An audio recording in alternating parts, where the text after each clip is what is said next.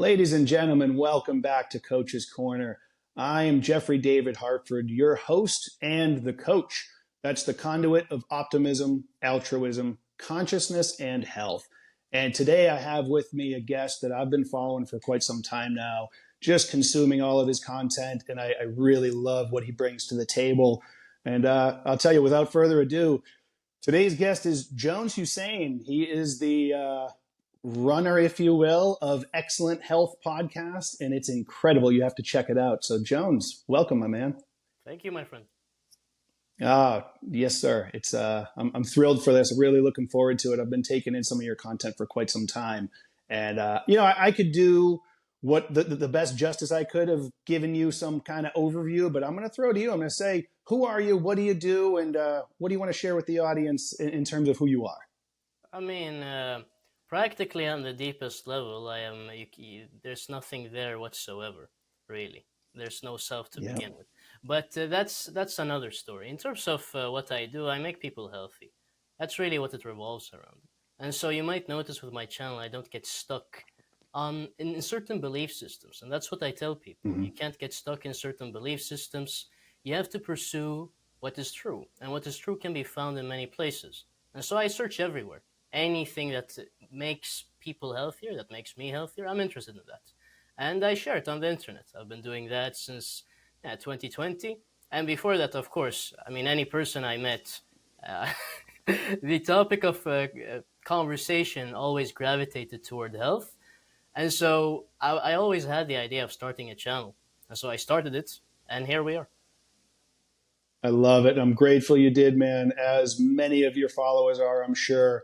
And, it's what I love about this space is, as you said, you make people healthy. And really what you do is you provide information that they get to make a choice to apply or not apply. And when they apply it, they get healthier. It's such a beautiful thing. And really what we're doing in this space is we begin by empowering ourselves. We ask questions. We're seeking to understand things better. And then we apply it and we see what works, we see what doesn't work, and we share it, and we then empower each other.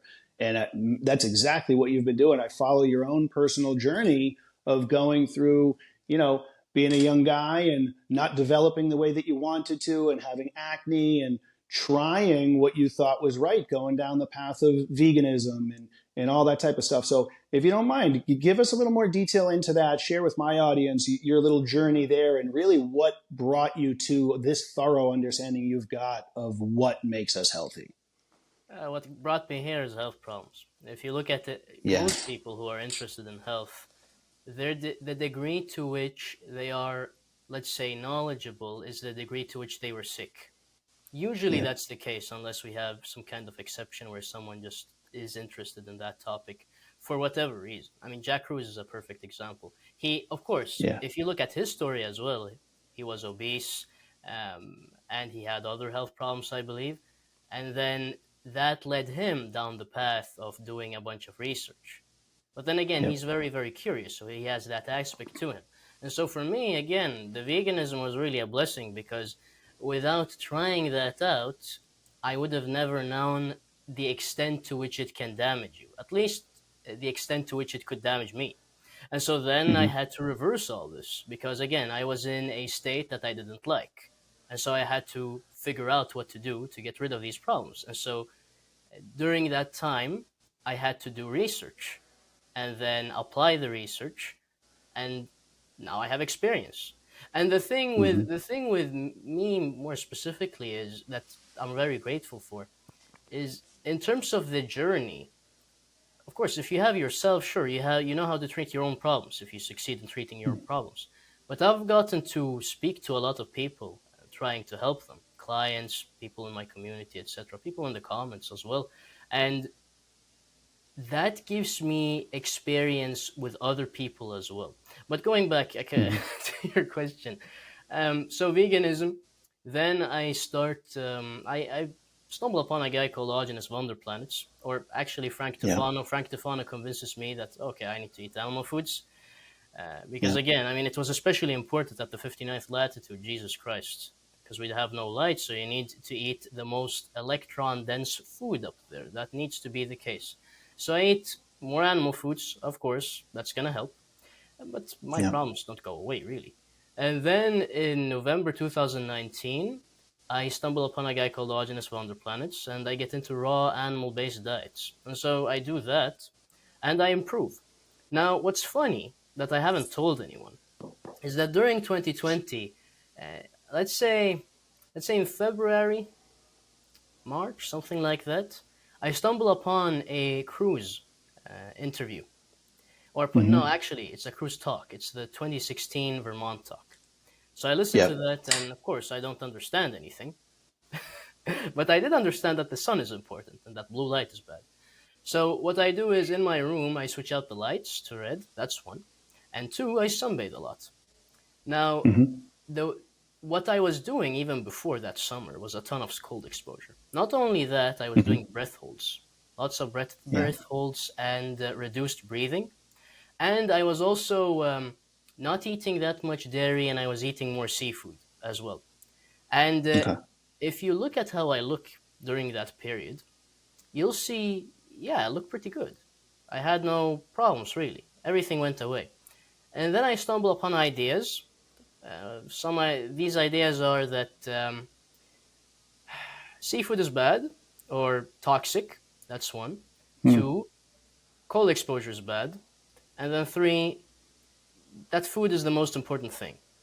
And I sort of forget about the electromagnetic spectrum in general. I know that sun is good, sure, but I don't really. I'm not fanatic about the light stuff, let's say. And so, Okay. year after year goes by, and I develop an issue in 2022. I didn't know that I was dehydrated, by the way, during this time, but I was. And my heart rate got higher. And so, I actually have a client Hmm. with this very same issue, and I'm very happy that he found me because this is exactly what I've dealt with. And what happens is Hmm. that you have a higher resting heart rate throughout the day, and then when you're going to bed, it goes even higher, and you feel these every minute or so. You feel these chest contractions, and it feels like Hmm. you're gonna have a heart attack. Like something bad is happening with your heart. Okay, but it's not. It doesn't seem to be fatal. It seems to be, yeah, just muscle contractions because something bad is happening with your circulation. In any case, so this continues on 2023, the beginning of 2024 as well, until I find Jack stuff. And I find that the more I implement it, the better I get. And so I remove dairy, Hmm. I drink more water, I add in cold exposure, and voila, it sort of mostly goes away. But then again, there was a massive redox problem, you could say, as well, even though I had fixed the Yep. dehydration. So, and a melanin deficiency, definitely. So, I actually go on a trip to Central America from, well, the end of March to the end of April, so a month. And voila, my problem goes away completely. And now I'm back, and it's mostly fine. And now I'm doing everything I'm doing in 2020 because I realized, oh yeah, that's what I'm supposed to do. But I'm doing it even better, Hmm. of course. So that's I basically love my it. journey. Yeah, it's beautiful. And you really are taking some of these concepts that I've pieced together in my own life. Like, we often hear people tout themselves as experts because they have a whole bunch of semantic knowledge. They've been told something or they've read something and they believe they've studied it thoroughly enough that they get it and they're the experts, but they really lack a lot of the experiential side. And when we start to look at people who, maybe tradesmen is a great example, they may not have studied a whole lot, they might not have a ton of the semantic knowledge, but all they've done is done the job since they were a boy as an apprentice, and they've got 40 years experience on the job. And boy, that to me is a level of expertise that you almost can never touch if it's just semantic knowledge. But you've blended the two together, and that's what I'm trying to do. The more I can listen to brilliant people such as yourself, absorb that information, read the content, and really absorb that level of the semantic side, but then more importantly, apply it, live it, practice it, see what works, see what doesn't, and then go back and try to study that material again. It's this bridging that gap between the two and blending them together that I really believe you've done so well. You take Jack's work, and the average person listening to Jack is like, what the hell is he saying? I don't understand this. It's over my head. But You listen to it, you interpret it, you share it with people. I try to do the same thing. Alexis Cowan's done a phenomenal job of that as well. Taking some of Jack's work and kind of bringing it down into some layman's terms. So that's really what I believe you've done in such a wonderful way. And I'm hoping we can really share that with the audience today. So if we take that description, which I really thank you for, of your personal journey, and now pull in some of the data, quantum biology, light water magnetism, that's what we hear. What does that, as just a line, light water magnetism on the surface, what does that mean to you, and how do you explain that to the people you work with? It is the very basis of life on this planet. It Mm-hmm. is it. Those are the conditions in which we um, came from. All these three things, you'll find them in the body. Everything that's Mm-hmm. happening in the body can be explained through these three things. The way I view it is that, well, I can't say that I know too much about magnetism. I know it interacts with water, and Mm-hmm. with many particle. Well, practically anything that's magnetic in the body, which is a lot of things. One of them Yeah. being oxygen, for example. Water is the battery, and light charges the battery, and also um, it is the medium in which information is conveyed. Actually, I'd say magnetism does that as well. So light and magnetism, they convey information, but they also provide energy. So when any one of these goes wrong, you have an issue. So for example, we know of 5G studies. You have a cell tower outside your, let's say, apartment, and you start getting headaches, and your dog is randomly shitting itself. Actually, I'm not, that example is actually from a Swedish study where they Wow. actually observed this in the dog. And when they went to another apartment, the dog stopped having this issue. And so, what is Wow. that? What is RF? It's in the electromagnetic spectrum. And when we say light, we mean the electromagnetic spectrum. And of course, humans aren't Yeah. supposed to be exposed to RF. When you look at the light part of the electromagnetic spectrum, what comes from the sun and the moon and the stars, I guess, is what we're supposed to be exposed to. Nature didn't plan for us being exposed to RF. So then now you Right. messed up something in terms of the light, and so you have this issue. Oh, same thing with the water. If you consume something with, well, let's say you're in Sweden and you consume pineapples with very high deuterium Mm-hmm. levels. Well, now you're going to have more deuterium in your body. That's going to be probably in the water Yep. component. And so then you're going to get mitochondrial dysfunction because you're not supposed to have that much deuterium in the mitochondria, for example. And then in terms of magnetism, I mean, well, let's say your apartment is on the 20th floor of some high-rise building. Then you're far away from the surface of the earth. So that's also Yeah. going to be a huge problem. And I believe Jack has said that the higher you go, the worse your brain can detect what's happening in your environment, or at least Mm-hmm. in terms of, yeah, exactly, because the magnetic field is less strong during the day, and it's stronger during the night, and that's because of the sun. And so this change, again, it's a day-night cycle, and so we use it Yep. to our advantage, circadian wise. So if you live Yep. up there, you won't have that signal. It won't be as strong, and so your sleep will suffer, for example. So Mm-hmm. there you have an example of all those three. And again, any type of health problem, any type of intervention, anything bad that's going on in your environment will be related to these three. That's really how I view Yeah. them. I love it. I love it. It really gives a good, thorough understanding with some specific examples for people to understand.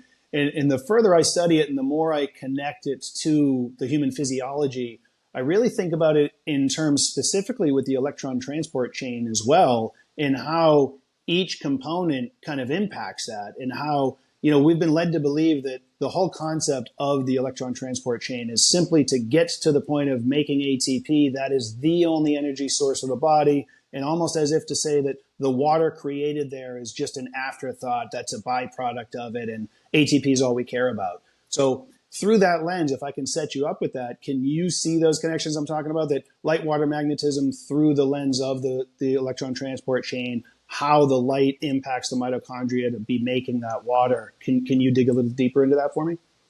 Oh, yeah, I mean, if we view the mitochondria, well, it's emitting light, that's one. It's emitting it, well, through the water, but also into the water.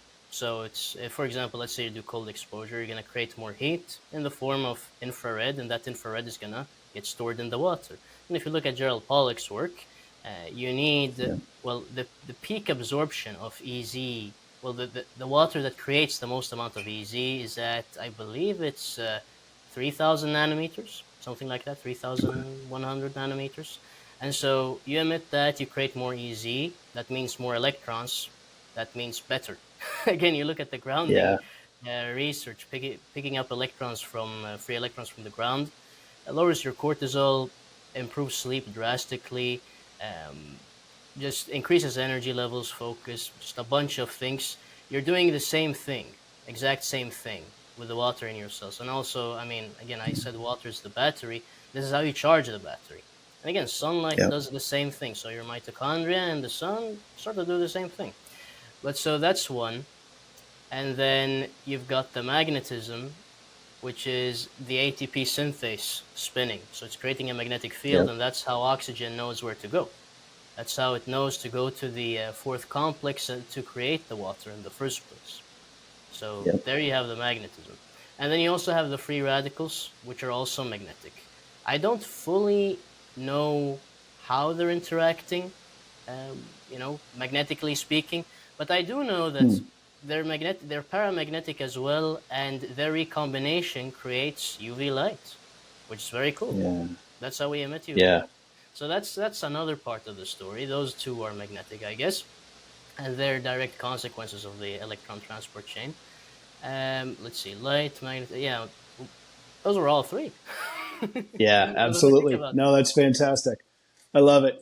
And you know, where you went with that and you instantly go to the cold, and I'm with you. I mean, I have my Morosco. I'm in there every morning. I've got it set to 34 degrees. I do it for 3 minutes and really just giving my body that cold exposure. And we can get into a little bit of the detail in a moment as to why I specifically am doing that, the benefits I'm looking for. But where my mind goes with that is, and I've been talking with a lot of clients about this recently as well, I like to pull this thorough understanding of the science into almost a geopolitical thing even, and we see the use of our skin color as this divide for us, which couldn't be more asinine when you consider that it's just a matter of where we're from, where our ancestors are from, and how much melanin we have, how many melanocytes we've got.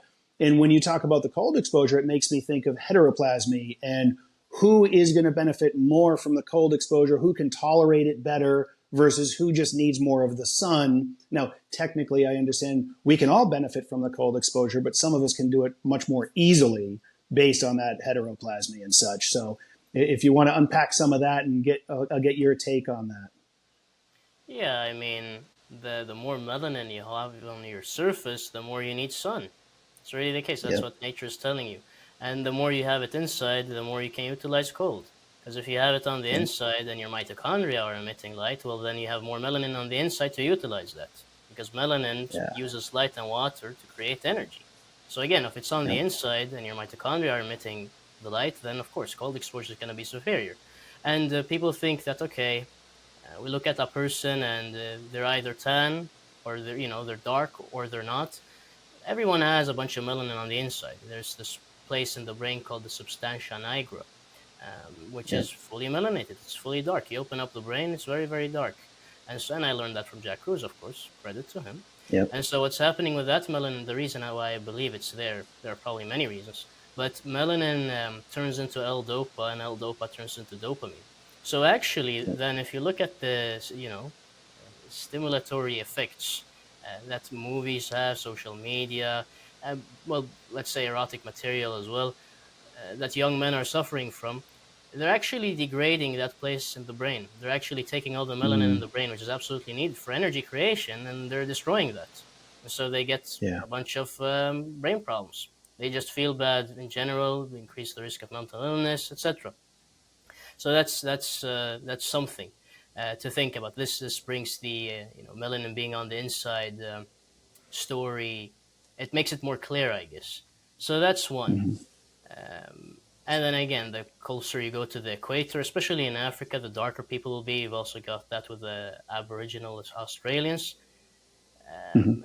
Again, I think the most relevant thing here, because it's very easy really. If you're at a higher latitude and you're ancestrally from there, let's say, yeah, you have to do cold exposure when it's cold. You can also do it Yep. during the summer, but it's absolutely obligatory during the winter, because during the summer you Yep. can use the sun.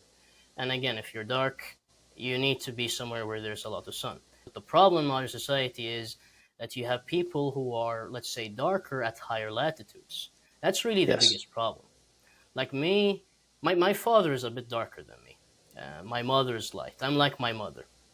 My sister, Hmm. again, a little bit darker. So we have two people who are lighter, two people who have darker in the family, or are Mm. darker in the family. And so I always tell my father, you're someone from the Middle East and Sweden. You can't afford Yeah. to be doing this or that, etc. He has Yeah. keratoconus. He got diagnosed with keratoconus, I think 1.5 years ago, something like that. And that was the Hmm. pathway that led me into convincing him about blue blockers and what he needs and the Mm. sun and how to heal this issue. So now I was sitting outside in the front yard and he opened the door and he came there and stood in the sun. I told him, yeah, now your keratoconus is getting better. And he did that because I had told him that you need to get some sun in your eyes before you eat. You need to tell your body that Love it's it. daytime, get some higher cortisol before you eat. But now, I mean, let me go back to the cold exposure. I think, again, yeah, that's mainly it. I mean, again, the way people should think about it is look at a bird. A bird Yeah. usually has more melanin on the back as opposed to the front. Now, why is that? Hmm. Well, I said earlier that melanin takes light and water and creates energy. So, of course, it's going to have it on the back where the sun is shining. And so, again, you look at a dark person, they have melanin on the surface. They're supposed to Hmm. get external light. While someone who is lighter, they need more internal light. That's the way to think about it, really. Wherever melanin is, there is energy being harvested from the environment. Whether Yeah. whether it's a rhinoceros, a turtle, a tree with its lignin, for example, everything in nature, usually, or many things in nature have melanin, and wherever you see it, life is extracting energy from its environment. Mm. Yeah, that's fantastic. Absolutely right. And, I guess if we take that to the next level of practical application for people, and as you alluded to, if you've got people whose ancestors are from closer to the equator and they're living further away, and I'm in the 43rd latitude, so we've got people here at the 43rd latitude whose ancestors are from the 20th latitude.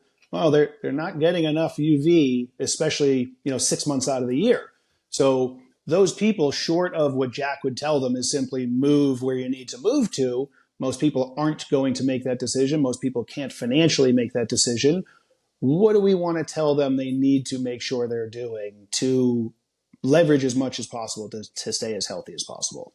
Well, first of all, those who cannot orient their life around what they're supposed to do will suffer the consequences, and so that is the first thing they must accept. The Yeah. second thing is to actually help them. I mean, I would get a UV lamp, a Yeah. UV lamp, a spurty lamp, and then also a some kind of red light therapy device, and use that Hmm. every day. That's what I do. Yeah. That's really the only solution. And then if someone feels better doing cold exposure, even if they're a bit darker, I get well. Maybe they should do a bit of that. Perhaps I'd Hmm. say that if you're born and raised at a higher latitude, even if your genes aren't, let's say, made for that place, I think since, especially if you've been outside a fair amount, not too much inside. Unfortunately, that's not the case in modern society. Your mitochondria will Hmm. sort of sing to the tune in that environment, more so than if you were to be born in the tropics, perhaps. So Hmm. yeah, they should try cold exposure. That's one, and just get a UV lamp I and like some it. red light. They need to Yeah. get the light somehow. Oh, and then lastly, if they're not gonna move, whenever they can, don't take a vacation up to Nunavut to look at polar bears. Yeah. Go down to Central America or the top of South America, and get some sunlight. Go closer to the equator. Excellent. Yeah, it's so important. I mean, even back to what we talked about before, when you think about it through the lens of technology, all of these non-native EMFs we're exposed to, and you touched upon not realizing you were dehydrated, but we all live indoors in this soup of non-native EMFs that is dehydrating our tissues, that is preventing the mitochondria from making this exclusion zone water.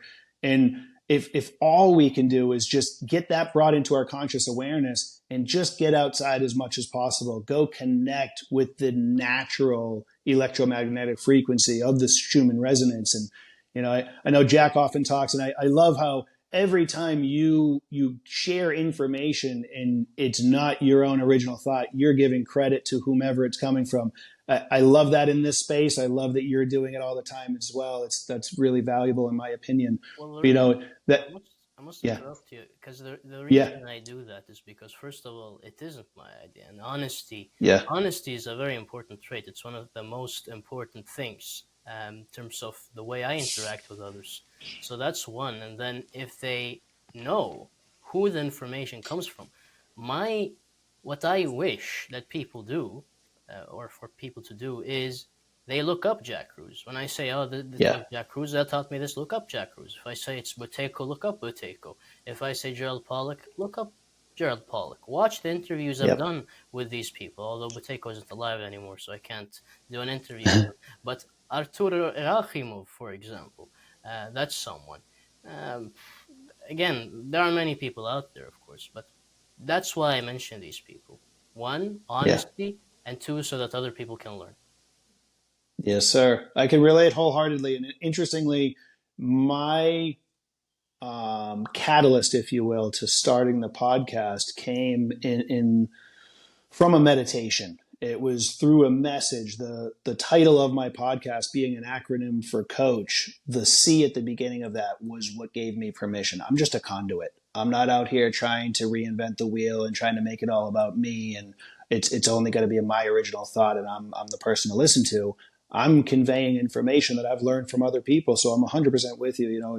As I read it, as I learn it, as I hear it, as I speak with people, it's vital to be able to cite that and give credit where credit is due. And then, connect some dots and interpret it my own way and share it maybe the way that it makes sense to me. But no, I appreciate that explanation as well. But I think it's important that I express to you that I appreciate that approach. And I think for the most part in this space, this kind of paradigm shift, if you will, of I've said for a while, we're going from what I've called the disempowerment paradigm, where we have our power stripped from us through fear and anxiety and low vibrational frequencies. People profit off of scaring the shit out of us and then telling us, oh, but don't worry, I have the answer. Come on over. I have this thing to sell you. And we now are ushering in this paradigm shift into the empowerment paradigm, where we are really giving these tools, thankfully, to the technology. Even though there's a dark side of technology, it can harm your physiology. We're able to utilize it the way we are right now to share such valuable information that empowers people to say, okay, whoa, I had no clue about any of this, and I can actually take back charge of my health today with the information that Jones is sharing with me.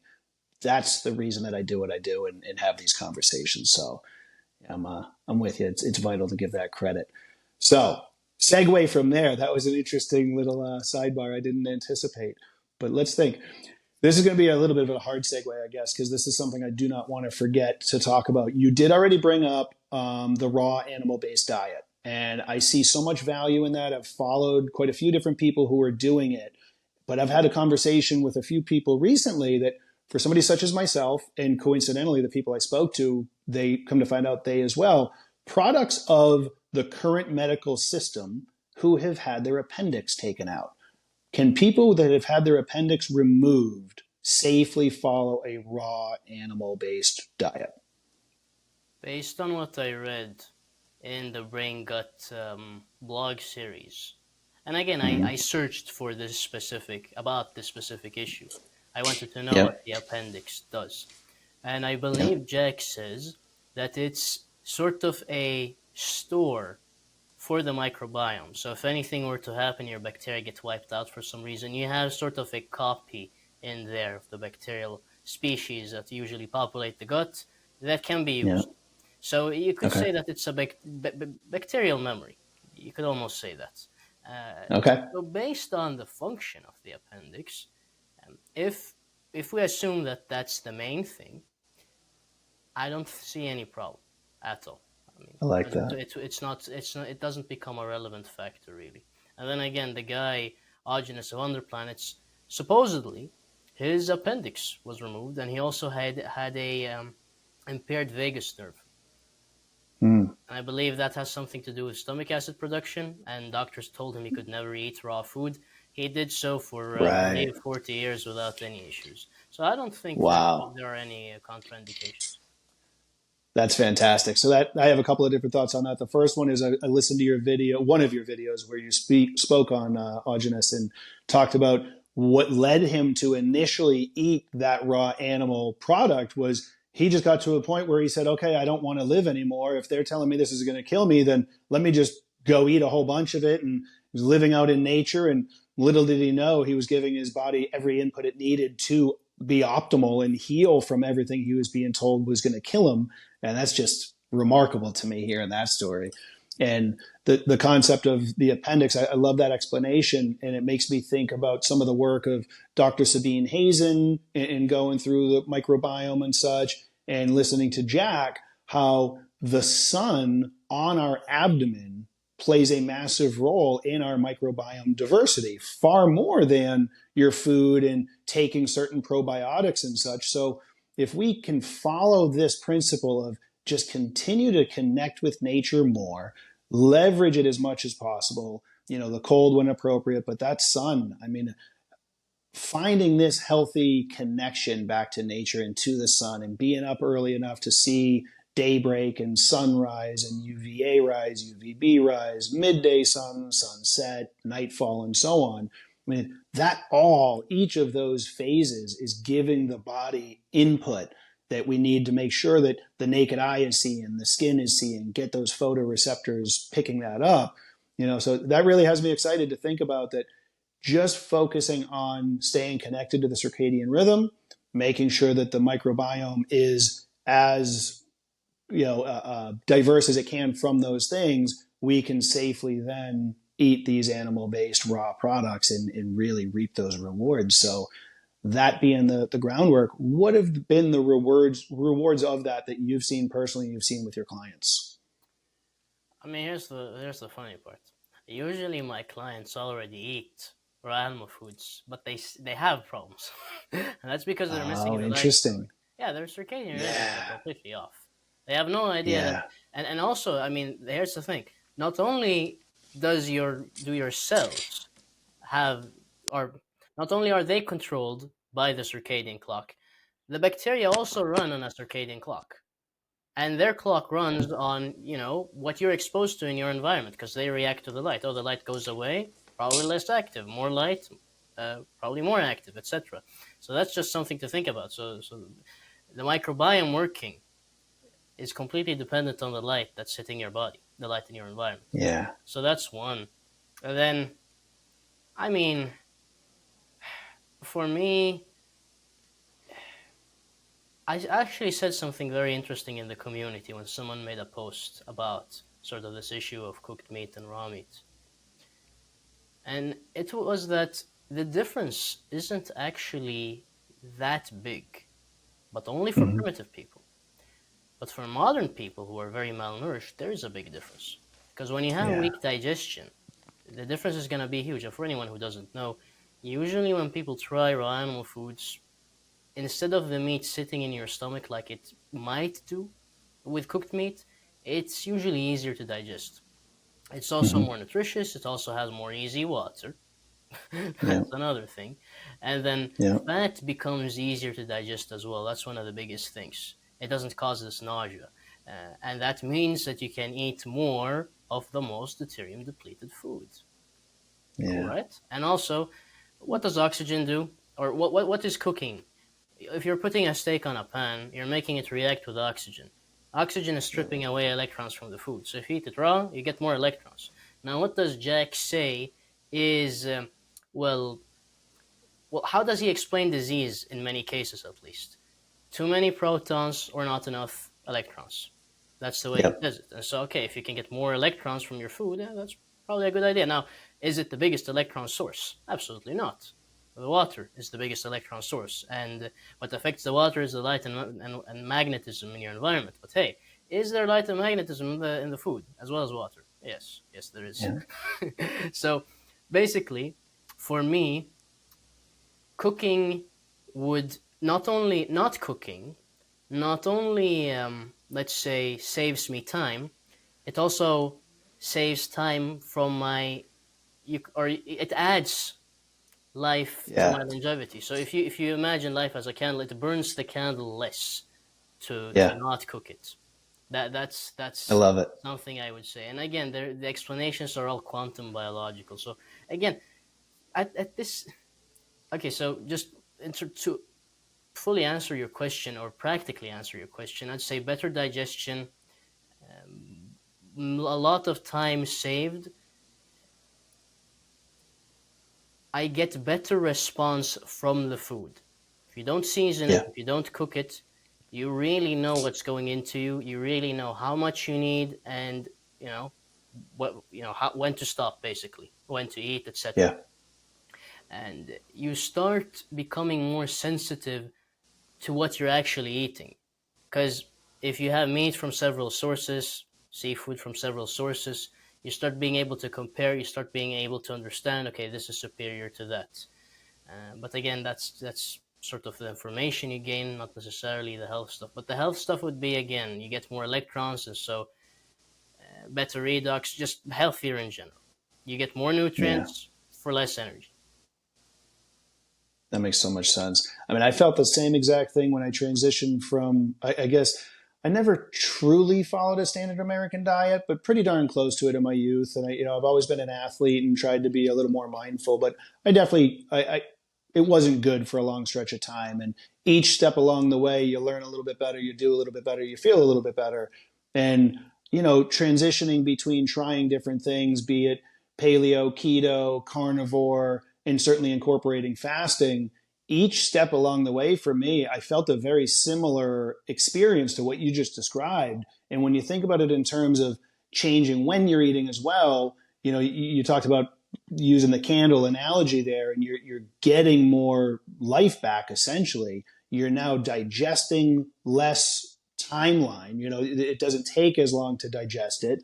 And yeah, I mean, a lot of that explanation just makes total sense to me from that first principles thinking concept, that I understand the average person is going to really push back against it. They've been programmed to believe that they need to cook it to kill the bacteria. And maybe there's some reality to that if the sourcing is horrible, if they're coming from these CAFO feedlots and that's stuff that, cooked or not, I don't want to be putting into my body.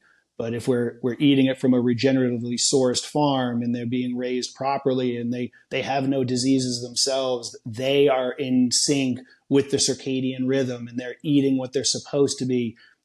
We talk about this local, seasonal, whole food diet for us. Well, that's exactly what the animals are getting.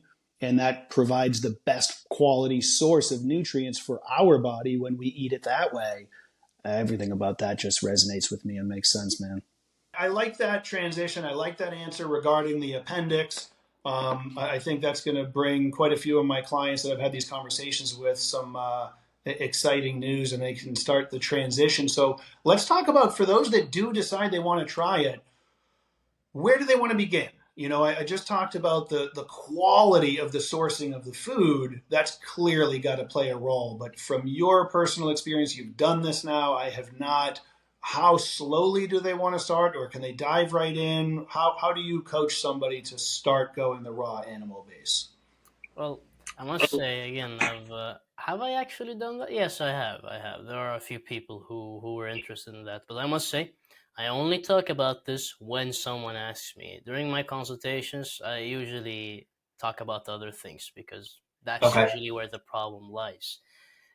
But we'll begin with the things that are usually eaten raw. So oysters. That would be the best start. Again, seafood is just superior in every single way to land-based food. So and again, we do need both according to Dr. or Professor Michael Crawford. But yes, seafood is what we're lacking usually. So seafood is what I'd begin with. And, you know, yeah, maybe there's sashimi that someone's selling. Maybe there's some sushi restaurant. Ask for sashimi, eat that. That's raw meat. Yeah. Go ahead with that. Oysters, eat some oysters. That's raw. And then if you want to transition into beef, get a nice cut of beef that isn't too tough. And then just to calm your mind, perhaps, get some onions, get some garlic. They're antibacterial. And cut them Mm-hmm. up and then mix them or just rub that on the piece of meat or use ground beef, whatever you want to do, really. You eat that, or you cut up the steak, actually, and then it becomes easier to let's say make steak tartare, for example. Yep. And then you make the steak tartare, you eat that. Okay, nothing happened to me. Okay, let's move on to the next thing. Or maybe you do that a few times and then you remove sort of more ingredients because you'll naturally realize that you don't really need them. The main thing is the meat. So then you're eating steak, but you're still afraid of the ground beef. Okay, so you go over to the ground beef and you repeat the same thing. Oh, I'm scared of the ground beef. Oh, let me kill all the bacteria. Garlic, onion, spices if you want to, just everything that kills bacteria. Okay, now everything's fine. Now I'm not scared anymore. But I'm a little bit scared. Let me eat it. I feel I'm not too scared to not eat it. So let's eat it. Bam. You ate it. Nothing happened. Okay, let's remove more spices over the course of a few weeks. Okay, now I'm just eating ground beef without any spices. No onions, no garlic. Okay, so that was fine. Let me go with some more fish. Let me do some mackerel. Let me fillet a mackerel at home. Okay, now I'm sort of familiar with. I've eaten sashimi, but I've never done it before. At home, I've eaten raw beef in the ground form and the steak form. Okay, let's do this. Okay, I ate it. No problems. Let me move on to the next thing. And the next thing would be, well, usually pork and chicken. So in all these examples, it turned out that the establishment was wrong. It didn't do anything to me. So, or actually, you could begin with raw milk if you want to. But again, I'd be very careful with dairy because it causes so many issues for so many people. Sure. So the best bet with dairy is just to not try it. So let's focus on the flesh-based food. So let's see here. Yeah, so you do pork or chicken, and then you'd want one that's pastured. So healthy chickens, healthy pork. You try that again with the spices, etc. And then once you're comfortable with that, you sort of remove the garlic, the onions, and the spices, and now you're eating that without any problems. And I mean, just for me, this is funny. So most of the raw animal foods I've eaten come from Sweden, of course. That's where I'm based. Now, I went to Georgia. This is the first time I actually say this on the internet. My members know, but not the people on YouTube. So I went to Georgia, and all I ate was meat, nothing else. I just ate meat, and some of that was, let's say, the animals that people consider dangerous, and I didn't even hesitate. And it was usually one meal a day, etc. Nothing happened. I've done that in Costa Rica as well. I've done that in the Netherlands. I've done that in El Salvador. Nothing ever happened. And again, in Georgia, in Sweden, you have this. If you have a butcher store, of course, if you fail an inspection, they put you in prison. So you have to probably, or you get really fined. So hygiene standards in the Western world really high. In Georgia, the goddamn butcher has big hunks of meat hanging in the back. And you tell him, oh, I want some of that. He cuts you a piece with a big, like a machete-like thingy. Then he puts the meat on a big log. He gets an axe and he cuts it up with this axe. Okay, and there are no hygiene standards. Okay, they don't care about that stuff. They're men over there. Not in any case. So I had no problems whatsoever eating that. Wow. Nothing whatsoever. And again, El Salvador, Costa Rica, no problems whatsoever. So I mean, wow, nothing. And again, I've done most things you can imagine. That's incredible. And there's definitely quite a few different influencers, if you will, throughout social media, Instagram. I don't know any of the names off the top of my head, but I've seen plenty of channels where they're just showing their meal for the day and it's all raw meat and they're scarfing it down on camera and they tell the same story and they're showing pictures of themselves developing and their skin clears up and they feel better. And I mean, they get a more defined jawline which we understand through the works of like James Nestor in the book Breathe. He talks about that the food that we're currently eating, especially in the States here, standard American diet, it's so ultra processed, so soft, it takes very little chewing.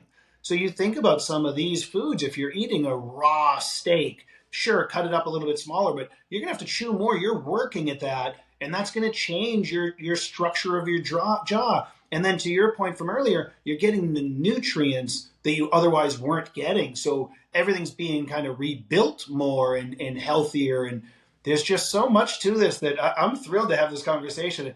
I've definitely dabbled. I've had my oysters. I've had sashimi. Those are staples of mine, actually.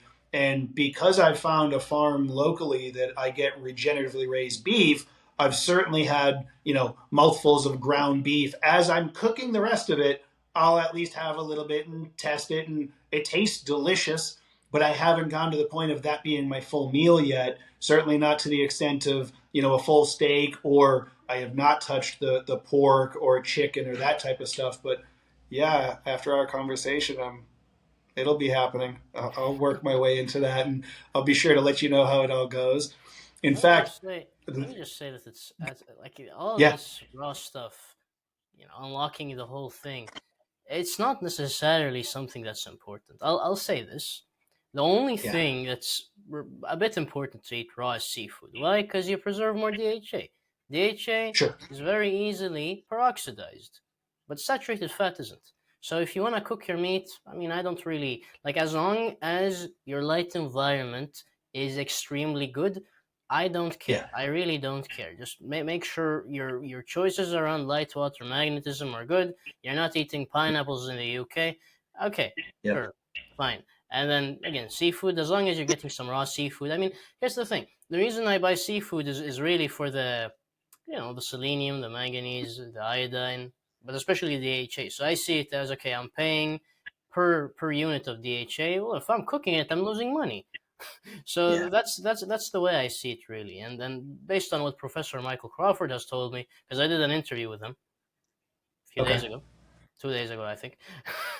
He told me that yeah, we've actually eaten raw seafood. That was what we ate. We didn't cook our seafood; we ate it raw. So, awesome, evolutionarily speaking, yeah, seafood has been eaten raw, and it should be eaten raw by mm-hmm. humans. So that's obviously not going to cause any issues for us. Then I'm going to say something interesting that you may not have stumbled upon. There's a podcast that Joe Cohen did with Uncle Jack. And that's a Okay, really good podcast. That's one of the best that he's ever done, in my opinion, because it's just so packed okay, with information. Because Joe Cohen, he wants the information. He's really curious. So he just asked Jack yeah, a bunch of questions that we wanted to. Well, the answers were really interesting. Let's just say that.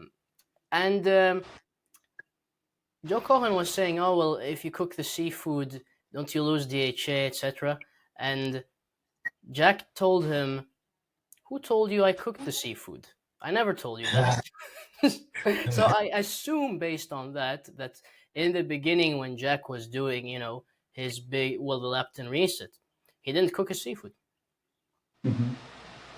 That's awesome. That's awesome. It's what I love about that too. That just that synopsis he just gave us there, that stays very consistent with Jack's messaging. You're saying the food part plays a role, and if you're going to focus on the food, when you focus on the food, yeah, try to go raw where you can, when you can, but that stuff doesn't matter all that much if you're not abiding by the principles of light water magnetism and really, getting the best relationship with the light and all those things. Jack has said so many times, he's been on Sowing Prosperity with Logan Duvall a handful of times, and he pretty much told him, you're barking up the wrong tree. The food is not the problem. On the list of 8 to 10, top 8 to 10 things, food is 8, 9, or 10. And I know Jack loves to be pretty inflammatory with those things, but it's very true. If you aren't abiding by the other principles, the food isn't going to move the needle for you. But to your point, when you're doing those other things and you can make some of these other changes with the food, there's some changes to be had there. And my personal approach is simply, if I'm going to even talk about this topic on the channel here and, hint towards people maybe wanting to do it, I just hold myself to it. I'm going to do it as well and see how I respond, and then let people know my experience with it. But I'm with you there. The consistent messaging is light water magnetism first and foremost. Get that stuff where it needs to be. Well, You food. look like you had something to say. Go ahead. Well, yeah. Well, yes, certainly. And again, what you said in the beginning was that, yeah, it's sort of, this was what I said was reminiscent of what Jack says, and that's because Yeah. I had my first podcast with him, and of course I was talking about food. I was Yeah. still under the impression that food was somehow this, let's say, very important part. It does have an effect, but once you realize that it's just a bit small part of light water magnetism, you go, oh, okay, yeah, okay, I realize my mistake. So the reason why I said that is because Jack is right. Jack is completely Yeah. right, and Yeah. I didn't just do that because I'm a Jack Cruz or I'm not saying this because I'm a Jack Cruz fanboy or anything like Yeah. that. No, that interview happened, and for the months after that, I did a bunch of research. And the more I did research, the more I wanted to do more research. Why? Because this stuff was Yeah. fascinating. And then just to make people understand why you need to focus on the other stuff and why nutrition comes afterward, after all these things, is all the food ends up in the mitochondria. Okay? So if we imagine a car here, if you have a dead engine, a really bad engine, if the fuel is super clean and nice and it's the best fuel in the world, does that matter? No. You need to make sure that the engine is good. It needs to be good.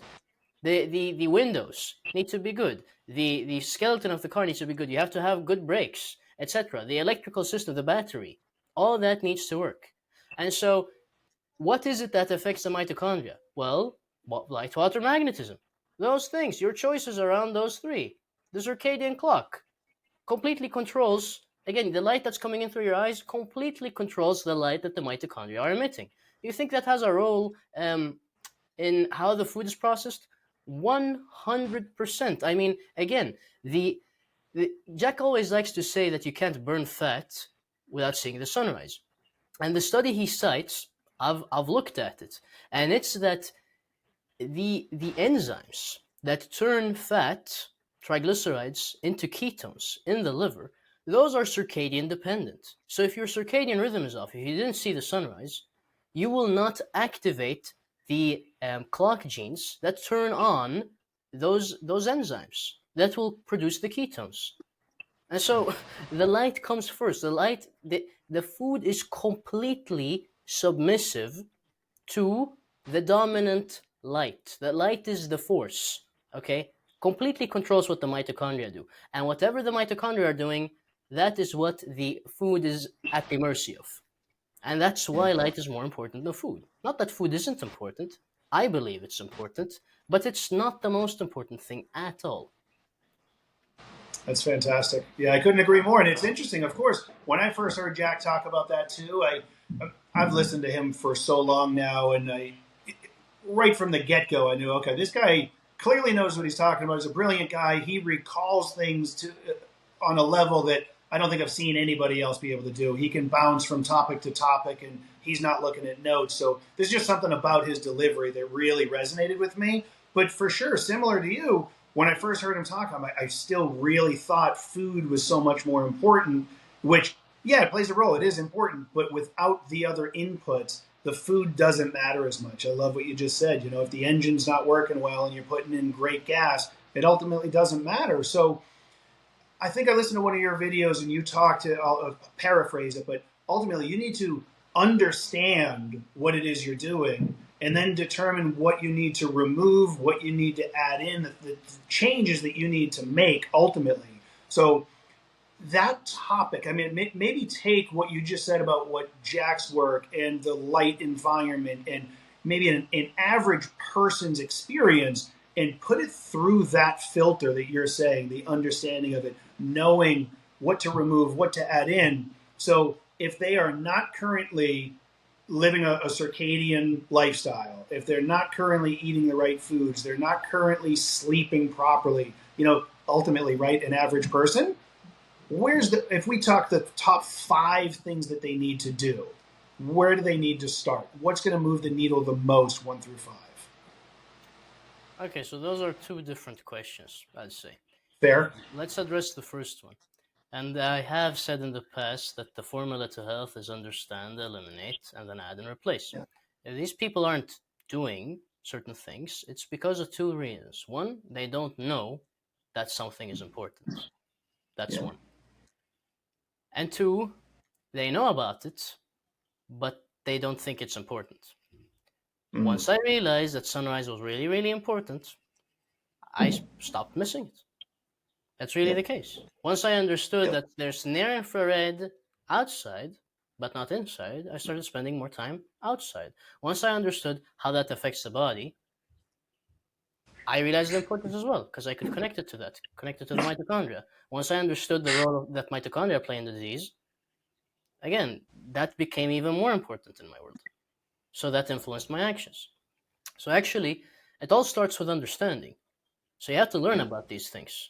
And the reason why people believe food is more important is because they don't understand what light does.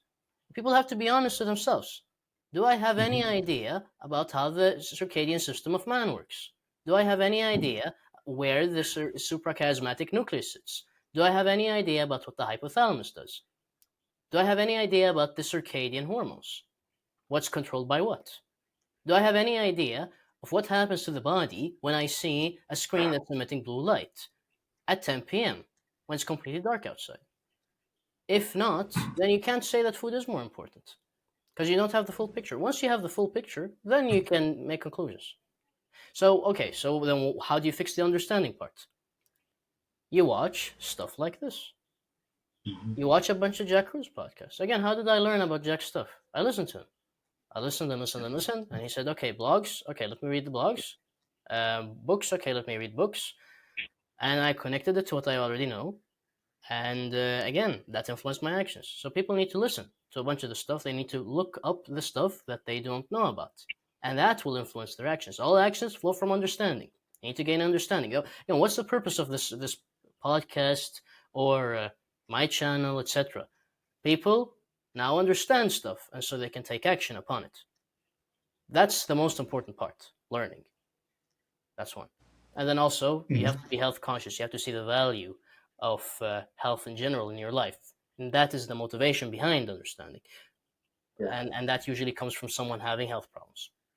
In any case, in terms of the top 5 things, it's hard to... I don't view things that way. The way I view it is, if something is important, I have to do it.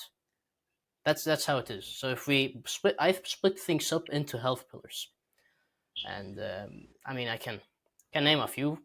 Light, you've got EMF, although that's all the electromagnetic spectrum really. Even food, the nutrition health pillar, that's also the electromagnetic spectrum. But you can say light, EMF, nutrition, breathing, movement and posture, hydration, yield, so quantum yield, that's a health pillar as well. And then let's see, pollution, that's another one. And then there are a few more, probably the internal state as well. That one's very important. So how your mind is affecting, what's happening in your body, etc. Because it's, I mean, you can kill yourself by thinking. Again, if you stress yourself out too much, you might have a heart attack and die. So the internal state is very important, because you can do everything perfectly, but if you're constantly stressed because of what your mind is doing, your cortisol will be elevated constantly. Good luck sleeping. That's all I have to say.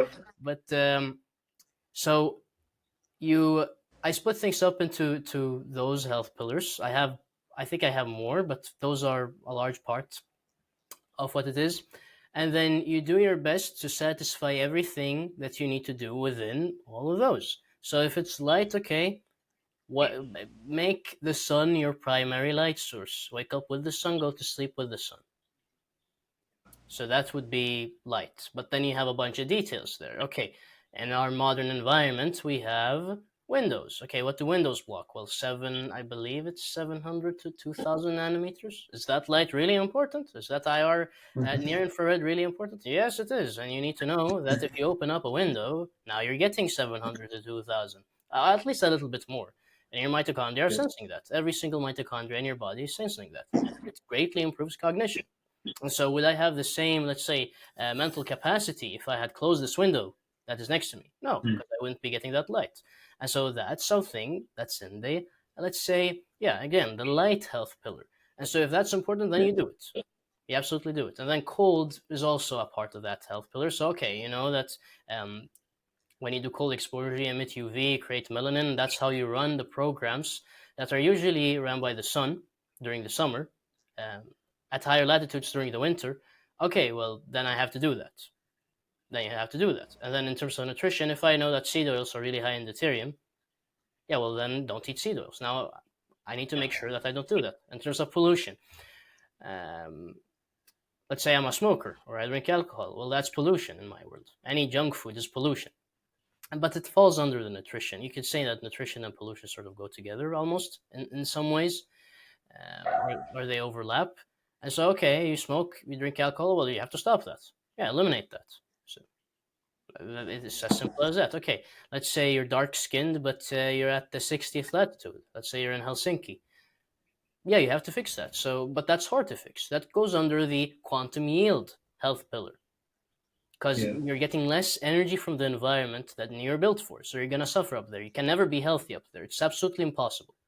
And this is especially if you're, let's say, of African origin or African ancestry, I should say. So then you orient your life around being able to relocate. And once you do that, once you make a list of the things you have to do to actually make this happen in your life, you, again, look at each thing in the list and you see how you can fulfill that. You make a plan for each one. And once you break it down, you'll see that it's actually doable. And then you do it. So that would be how to deal with yield, for example. You have to do that to be healthy. And so you make sure you do that. So it's not a list for me. It's just, okay, I have to do this. This is important in terms of health. Let me do that. And you could call this, I mean, for me, I want what's the absolute best in every single aspect of life. And so I don't really compromise. I don't say top 5. I put everything on equal grounds, because if I'm missing anything, then I'm not optimal. I appreciate that. I really, your response to that was so perfect. The question was from the top of my mind, admittedly, and kind of guided by what we know we see out there in the different videos, what people think they're looking for. But you couldn't have answered that better. And I really appreciate just the way your brain works, the way you see this information and you provide it to people. You have a unique approach that I really pray people can grasp and start to kind of adopt that, I guess. There's always going to be this, I think it's a programming thing where people give resistance, they give excuses, they explain why, well, that worked for you, but it can't work for me.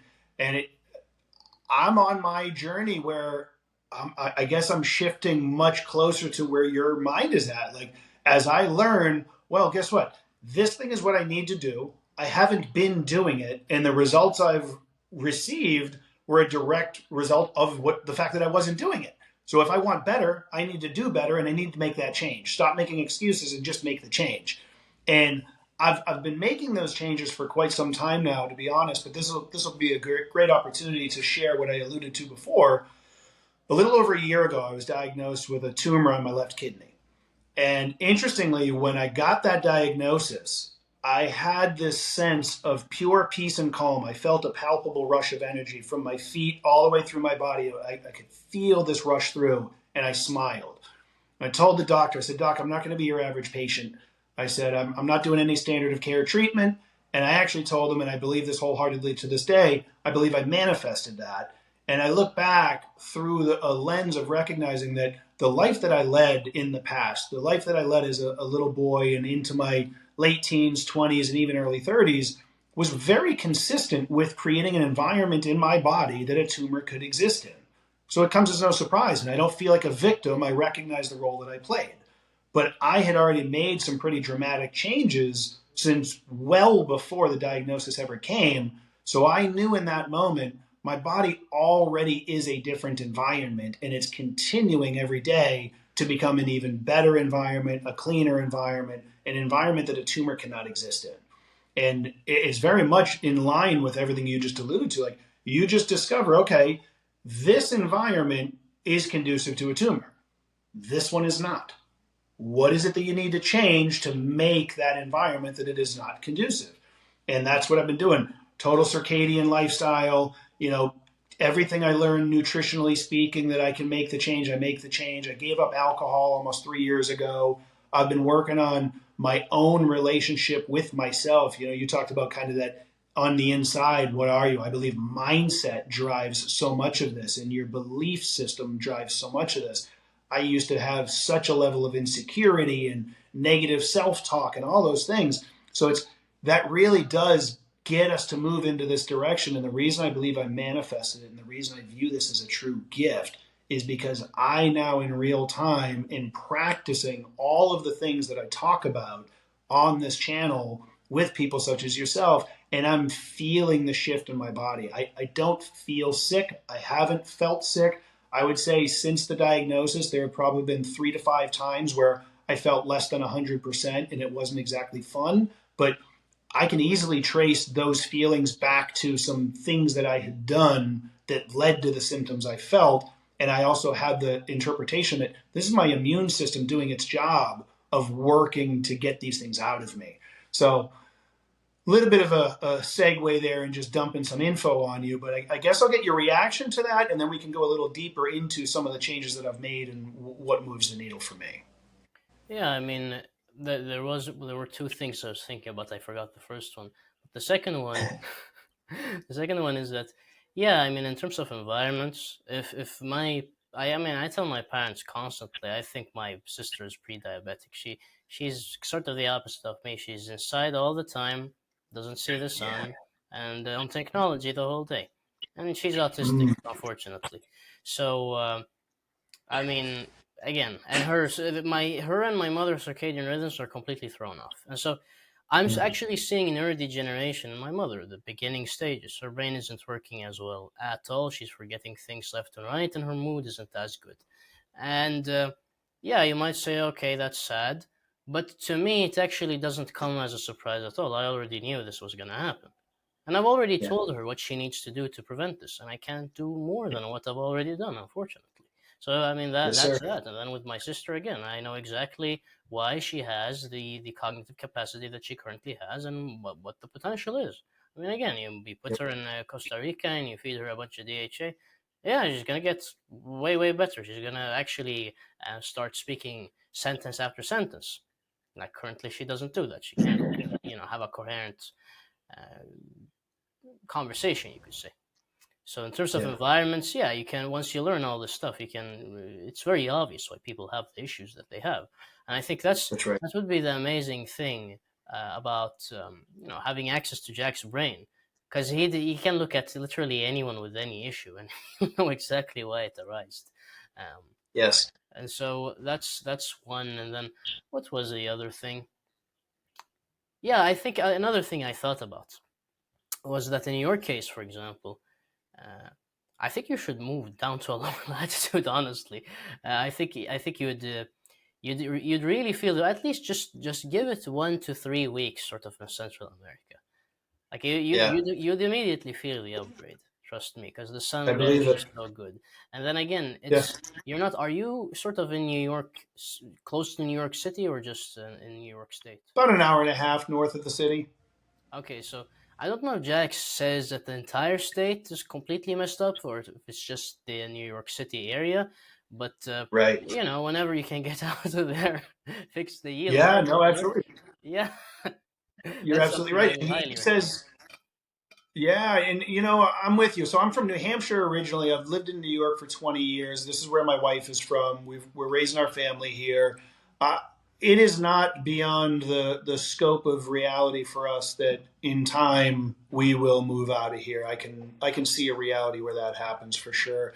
And I know Jack talks specifically with regards to autism rates and how New Jersey and California are by far the highest. And those places, like, you just got to get out of there. So for sure, I'm certain New York City is up there as well, whether we're talking specifically to autism or other issues, just because there's nothing natural about it. I mean, good luck finding a stretch that you can walk barefoot and touch the actual ground and not pavement that's full of synthetic material. So, I do absolutely. You're right. I can see that moving to a lower latitude could for sure continue to improve. And I think the lens that I see it all through is as much as helping my body heal. I already have a very strong conviction that I already see my body healed. I already know it is happening. It's done in a very near future.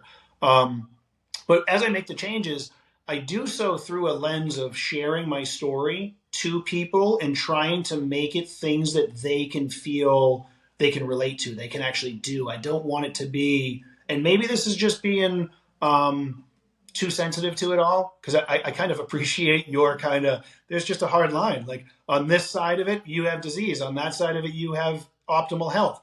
Make your choice.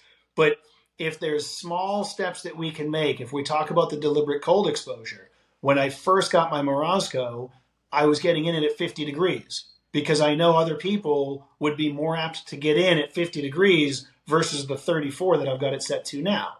But recognizing that for my case, increasing my brown fat and really giving my body more of that challenge. I spoke with Dr. Seeger about this. He said, Jeffrey, listen, 50 is good for somebody who's already pretty healthy. And, to look at me, people think I'm healthy, but we understand the diagnosis occurred. So that to resolve this diagnosis, we need to go a little more extreme. So we're at 34, and that's what I'm doing. So I think it's through that lens that I see it. I want it to be something that lowers the barrier to entry for people and gets more people to make the necessary changes. When it's to the point, as much as what you just touched upon is 100% right, what Jack talks about is absolutely right, I just know that the majority of people are going to hear it and their guard goes up, they stop listening, and they're out. And I want to pull those people back in to the best of my ability. So trying to make some changes that I feel people can make. For me, I mean, it's about, I'd say, the yield thing is related to two things, really. I say it in two scenarios. If someone clearly has dark skin and they're in Scotland or Sweden, Norway, Finland, etc., yeah, yep. I'm going to tell them that, if you're going to be optimally healthy, you need to lower your latitude. That is an absolute necessity. That's one. Yeah. Two, if there's so much, or not, well, it depends. It really depends on the situation. But if they already have some problem, like that you really would want someone to be at a lower latitude to fix, they need to lower the latitude as well. But those are in more heavy cases, let's say. And I tell everybody, like, if you have the opportunity, because people need to have this knowledge. If you have the opportunity to go to a lower latitude, go to a lower latitude, because you'll fix it far more easily there. And I mean, community members who have gone down to lower latitudes for a while and come back, they've told me, oh yeah, all my symptoms resolved. I didn't even change my diet, just all my symptoms resolved. That's it. And then I came back, and then they came back. So it's a very, very important thing. It's one of the biggest things you can do to move the needle, in my opinion. Yeah, it's there's no arguing with it. The data's there, it supports it, people are experiencing it, so it's for sure what we see. And by the way, it's in terms of the kidneys, I just wanted to tell the viewer that basically the kidney is there because the mitochondria and the kidney were broken. And so then you do cold exposure and you're sort of restoring mitochondrial function there. So that's why it would help, because those mitochondria are not producing light in the UV range. They're producing light in the higher ranges, and they're also, again, they're completely dysfunctional. Signaling theirs is not correct. And so you do cold exposure and you restore their function. And that's why the tumor goes away. Yep. And I love that explanation. You're absolutely right. And that's why I think I've shared this already on the channel. Maybe I haven't. I've spoken to plenty of people in person about it. But as I alluded to already, I have my Morosco, and it was gifted to me by Dr. Seeger and the company because I'm actively a part of a case study with them. And we both already know. I got the opportunity to meet him in person recently. I was at a retreat down in Franklin, Tennessee called Return to Nature. It was hosted by Oksana Hansen and Carrie Bennett, which was a truly life-changing experience. And meeting these people there, I've had so many of them on the podcast already, but Oksana, Carrie, Dr. Seeger, Dr. Kelsey Dexter, Sarah Pugh, so many of these people.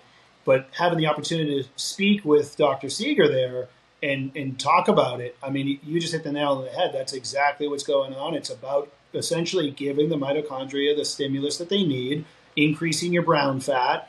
And, as Dr. Thomas Seyfried goes down a little bit more of the metabolic side of it, but we know cancers and tumors are fed by the Warburg metabolism. So if we can have this brown fat, we can make the mitochondria more efficient and at the same time be a little more on the low carb side of things. We're starving their fuel at the same time as we're making the mitochondria stronger, as you said. Exactly. You have to restore the TCA cycle, and once that happens, you won't have uncontrolled cell division. Because again, the light that the mitochondria emit, that controls mitosis. Again, UV controls mitosis, and so that's why Jack Kruse says that if you wear sunglasses, your risk of getting a certain disease, let's say that's related to being Warburg shifted, you have to be a little That's right. on YouTube. Absolutely. That increases a lot. Because you're changing what, yes, if sir. you put on sunglasses, you're changing the light that every single cell in your body is emitting. And I'm glad you brought that up too. It's so funny. I feel like we could talk for hours, but the number of clients that I've been able to share that information with, and I've made a shift. I mean, for sure, a younger version of me was led to believe that we needed UV protection in our sunglasses, and it was so vital. And then it's all about style too. So I wanted to look cool, and at any given moment, I had 10 to 20 pairs of sunglasses, and they had to go with certain outfits and look a certain way. But being at a point now where my glasses, I've got the Viva Rays I'm wearing right now, I've got these on indoors to the yellow lens will harmonize the blue light, the amber and red lens will block it. And when I get outside, the hat comes off, the glasses come off, my shirt comes off. I'm exposing myself to as much of the sun as I can. I walk around barefoot every opportunity I can. I'm out touching my bare feet in the grass, and just everything with that. The sensitivity that our eyes have to the sun when we're used to blocking it, it goes away really, really quick when we slowly start to expose our eyes to that light, preferably starting at daybreak, at sunrise, UVA rise, and so on. And like exercise, we build up this tolerance. We have that adaptation, and the body can handle it. So I've got a client that's 91 years old who was getting frequent migraines and came in every time with her sunglasses on. And I, just through explaining to her all that stuff, I didn't tell her take those things off, but now she's been coming in for the past couple of months, no glasses, her eyes aren't as sensitive, and she gets far fewer migraines. There's no coincidence there. There you go. Yeah, amen. And I make it a point too to say she's 91. Right. So when we think about that, you've got so many people who in their 30s, they feel they're too old to do things. But my oldest client's 92. Then I've got my 91-year-old. They're consistently improving. And, my day-to-day here in the clinic, I'm a massage therapist. So just the hands-on, there's plenty of benefit from that quantum space. And I've got my feet on my earthing mat. I've got my red lights in here. So I'm trying to provide as much as I can in here through, as you allude to, this quantum yield, that whatever I can control in this room, I'm going to do it. But then as soon as we're done, I say, okay, get back outside, go get the light, go do some grounding, and give your body all the input that you need to improve. Do you know how old Professor Michael Crawford is? I don't. 95. Is he? That's awesome. God bless him. His mind his mind is a testament to his work. Again, he's been researching DHA for, I believe, 53 years. So he began when my parents were 3 years old. And his mind is still amazing at this age. I mean, he's throwing out, very detailed scientific explanations of what DHA is doing, and evolutionary biology and studies. And again, his mind is working perfectly at this age. That's amazing. He's clearly, by living that lifestyle and functioning as well as he is, and as Jack talks about all the time, he's focusing on the mitochondria up here as opposed to the mitochondria in here, right? He's not worried about bodybuilding and having these big muscles. I listened to, I think you just posted it. You talk about a desirable, optimal body fat range, and you talk about some Aboriginal tribes and how the women are carrying a little more body fat and how it's so much healthier. So with me just kind of hinting at the bodybuilding and this vision that we've got of what optimal health is and big muscles and low body fat, that's really driving, especially considering those people are building those muscles under this soup of non-native EMFs and artificial light and the flicker with fluorescent bulbs and all that. If you could unpack that a little bit of just how harmful it is when we have these massive, massive muscles with mitochondria that is not functioning optimally, and what that's doing to the brain, and why having a higher body fat percentage, especially for women, is so important. Well, fat signals that you can survive a pregnancy, that you're not starving. So female athletes will lose their menstrual cycle because, again, there's not enough fat, and so there's not enough for the baby. You won't survive the winter, woman, and so no baby for you, no menstrual cycle. Why waste the eggs? So that's the explanation to that. And so women, again, need to have a higher body fat percentage, and what we see is that a BMI between, well, if this data is correct, between 25 and 30 is optimal in terms of female fertility. But that's, again, from one study, so take it with a grain of salt. So that's one. The second, the reason why it's outstandingly important to be moving outside and never to exert yourself inside is because of near-infrared. I'd say that's the main thing. Or actually, it's just because of light in general. But we can sort of tie this into near-infrared. So, because that's the part of the spectrum that's most prevalent from the sun. Again, it's 42% of the sun's light. So, your mitochondria, they sort of have, you can imagine them as the engine. Now, the light, the near infrared, is like the oil in the car. If you have no oil in there and you rev the car, not a good idea. You need to have oil in there. The light is helping electron flow. The light is helping the electrons flow from one complex to the other, and that is what drives, again, this gradient across the inner mitochondrial membrane to create, again, ATP from the ATP synthase, etc. And also light emission, etc. Just it's vitally important for the mitochondria to function because they're not just producing ATP, of course. So now you put us in, let's say, under LEDs, and you have windows everywhere. And let's say it's dark. What you're going to have is only visible light, really, based on what I understand. And so the light frequencies that lubricate the mitochondria will not be there. And what are you doing in the gym? You're working out. And so you're making the mitochondria work while there's no oil in the engine. And so that's a very good way of messing them up very quickly. Now, another thing that Jack says that I learned from him, of course, is that so mTOR rises when you eat, of course. Now, what does blue light do? Blue light increases cortisol and insulin. And so these things signal for growth. So if you're working out in that environment, that light is acting as steroids. And so your muscles would not become as big outside as when you're inside. And so they're becoming excessively big because they're getting the wrong signal, or your body's getting the wrong signal. And so you're basically becoming myostatin deficient, or you're creating something that is sort of equivalent with myostatin deficiency. What happens when your muscles are big is you're building many mitochondria in the muscles, many cells, again, more cells in general, and your regenerative capacity is going toward the muscles instead of the brain and the heart. So the brain and the heart, they have mitochondria that need to be repaired. Your regenerative power needs to go toward taking care of the mitochondria in the heart and the brain. Now, if they're going toward the muscles instead, they will not go to the heart and the brain. And so you'll have quicker neurodegeneration and you'll have heart problems. And what usually happens to these bodybuilders? They get heart issues. You see a stroke, or stroke isn't necessarily, well, that stroke is a brain issue. So neurodegeneration, again, brain problems, and then heart problems. That's what you see with them. And that's usually what kills modern humans. And when you look at people who live long lives, they're usually not very buff. And then lastly, if you want to know how humans actually look at many different tribes in nature. You never see anyone who looks like a bodybuilder who's very buff. Even if they're a natural bodybuilder, you never see anyone that looks like that. They look like they have a very natural, good body composition.